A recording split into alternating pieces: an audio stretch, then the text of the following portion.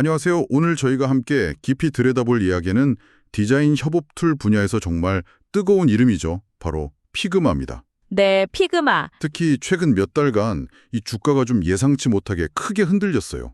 그래서 많은 분들이 아니 도대체 무슨 일이 있는 거지? 궁금해 하셨을 텐데요. 오늘 그 변동성 뒤에 숨겨진 맥락들 같이 한번 파헤쳐 보겠습니다. 네, 맞습니다. 피그마가 상장 초기부터 워낙 시장의 기대를 한몸에 받았었잖아요. 그렇죠. 그래서 그런지 최근 보여준 이 주가 흐름은 여러 가지 해석을 낳고 있습니다. 오늘 이 시간에는 최근 주가 하락을 촉발한 구체적인 배경이 뭔지, 또 시장은 이걸 어떻게 받아들이고 있는지, 그리고 앞으로 우리가 어떤 점들을 좀 주목해야 할지 함께 이야기 나눠보면 좋겠습니다. 좋습니다. 그럼 먼저 구체적인 상황부터 좀 짚어보죠. 피그마 주가가요. 2025년 9월 이 한 달 동안에만 26.2%나 하락했습니다. 이야, 상당하네요. 근데 이게 전부가 아니에요. 바로 그 전달인 8월에는 무려 39%나 떨어졌다고 해요. 와, 8월, 9월 연속으로요? 네, 두 달 연속으로 두 자릿수 하락률을 기록한 겁니다. 이게 또 8월 1일에 막 상장한 정말 신생기업이라는 점을 생각하면 이 정도 하락은 정말 예사롭지 않게 느껴지거든요. 그렇죠. 이제 막 시작했는데 말이죠. 네, 이렇게 가파르게 하락한 근본적인 이유 도대체 뭘까요? 이 급격한 하락세의 시작점은요, 피그마가 상장하고 나서 처음으로 내놓은 분기 실적 보고서, 그리고 거기에 대한 시장의 좀 싸늘한 반응? 여기서 찾을 수 있을 것 같습니다. 첫 실적 보고서. 네, 9업 에쿠베임 이 실적이 사실상 8월 주가 급락의 결정적인 계기가 되었고 그 충격파가 뭐랄까 9월까지 쭉 이어진 모양새입니다. 그러니까 첫 성적표에 대한 시장의 평가가 생각보다 훨씬 냉정했던 거죠. 첫 실적 보고서라 그 내용이 어땠는지 좀 더 자세히 봐야겠네요. 이게 2025년 2분기 실적이었죠? 네, 맞습니다. 2분기 실적. 매출을 보니까 전년 같은 기간보다 41% 늘었어요. 2억 4,960만 달러. 오, 성장률 자체는 괜찮네요. 41%면. 네, 시장에서 예상했던 게 한 2억 4,870만 달러 정도였으니까 이걸 살짝 웃도는 겉으로 보기에는 괜찮은 성장세였단 말이죠. 그렇죠. 매출만 보면요. 근데 문제는 다른 데 있었던 거죠. 맞습니다. 매출 성장 자체는 양호했는데 투자자들이 더 주목했던 건 바로 순이익 부분이었습니다. 순이익이요? 네, 조정 순이익은 1980만 달러로 39% 증가하긴 했어요. 그런데 이걸 주식수로 나눈 주당 순이익, 그러니까 EPS로 계산해 보니까 사실상 제로, 0달러에 가까웠습니다. 네, 0달러요? 네, 거의 작년 같은 기간이랑 비슷한 수준이었죠. 그런데 시장 분석가들은 어땠냐면 주당 한 0.08달러 정도는 벌었을 거다 이렇게 기대를 하고 있었거든요. 그러니까 이 기대치하고의 차이가 상당히 컸던 겁니다. 그렇군요. 그러니까 매출은 기대치에 맞거나 약간 웃돌았는데 정작 주당 이익은 기대에 한참 못 미쳤다 이 말씀이시네요. 바로 그겁니다. 근데 보통 성장 초기 기술 기업들은 매출 성장을 더 중요하게 보지 않나요? 당장 이익보다는요.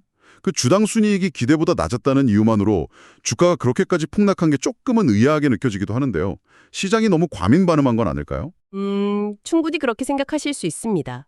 그리고 실제로 피그마가 제시했던 다음 분기나 아니면 연간 매출 전망치 자체는 꽤 긍정적이었어요. 그렇죠. 네.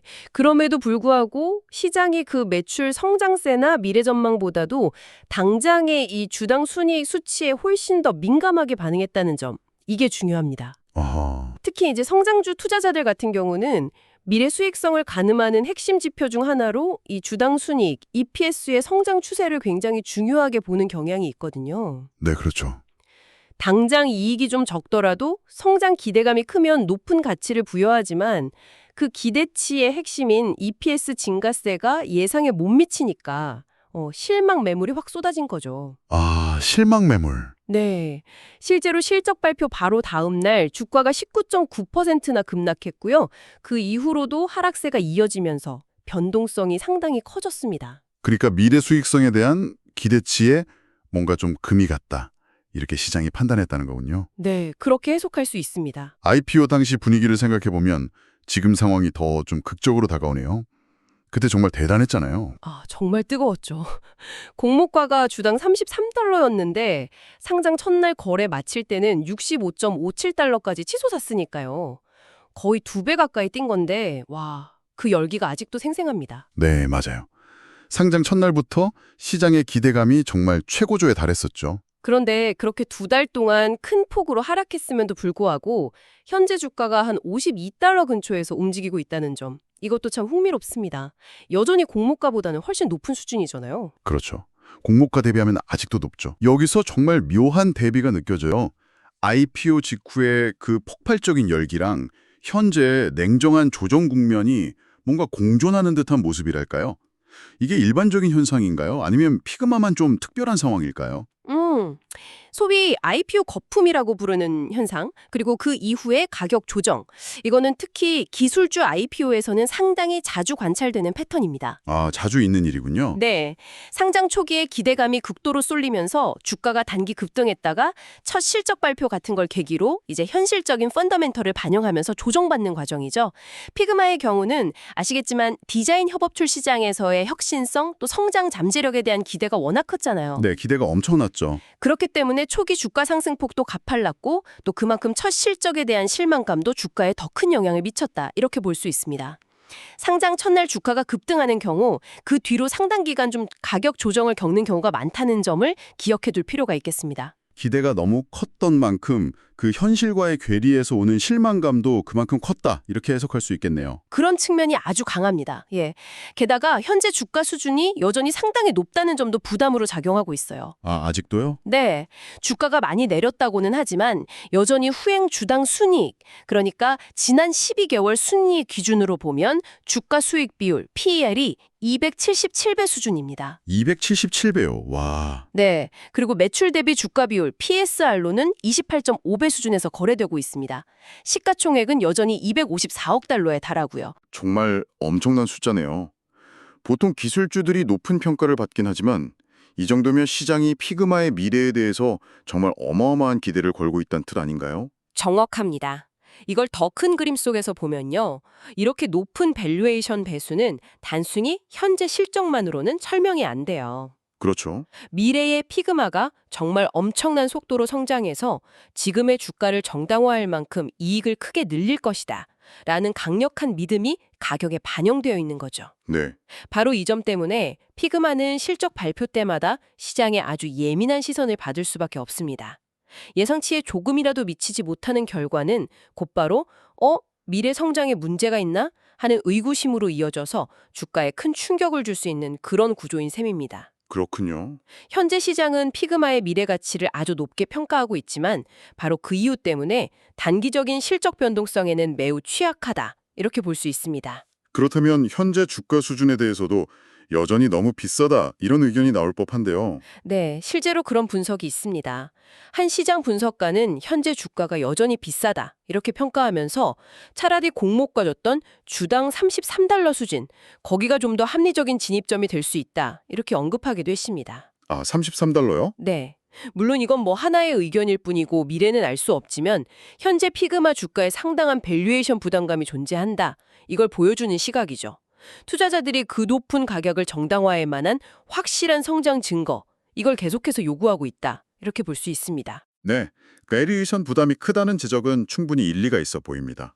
하지만 피그마라는 회사 자체만 딱 놓고 보면 기술력이나 시장에서의 경쟁력은 분명히 인정받고 있지 않습니까? 그럼요. 인공지능, AI 기술을 활용하고 또 협업 기능을 강화해서 웹사이트나 모바일에 만드는 방식을 혁신하고 있다는 평가를 받고요. 네, 그렇죠. 또 고객사 명단을 보면 정말 화려합니다.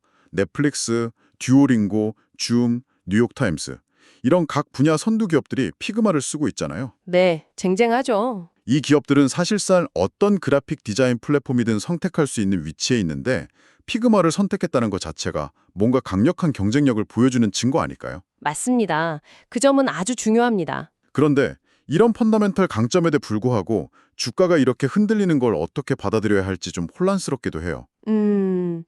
제품 자체의 혁신성이나 경쟁력, 그리고 말씀하신 것처럼 그렇게 탄탄하고 명망 있는 고객 기반, 이거는 피그마의 가장 중요한 자산임이 분명합니다. 네, 특히 언급하신 그런 기업들은 각자 자기 분야에서 디지털 경험을 선도하는 곳들이고 최고의 도구를 선택하고 활용할 역량을 갖춘 회사들이거든요.